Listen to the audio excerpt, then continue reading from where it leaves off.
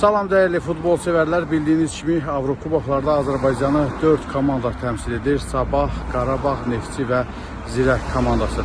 Sabah komandasının növbəti rəqibi məhz Kups komandasıdır. Hal-hazırda gördüyünüz bu avtobus məhz Kups komandasının futbolçularını daşıyır.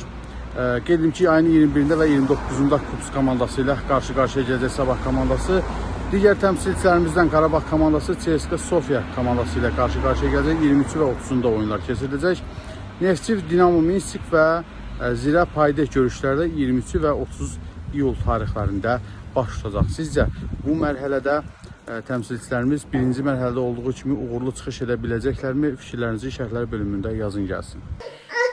Dəyərli izləyicilər, bildiyiniz kimi Miray balamızı bir neçə aydır ulserativ kolit xəstəliyindən müalicə etdiririk. Bağırsağındakı sancılar təbii ki dözülməzdir. Məcbur olub paylaşırıq. Halımızdan anlayıb dəstək olan, dua edən hər kəsə təşəkkür edirəm. Ümid edirəm ki, bizi başa düşəcəksiniz, dəstəyinizi əsirgəməyəcəksiniz. Allah heç kimə bizim kimi çarəsizlik nəsib eləməsin.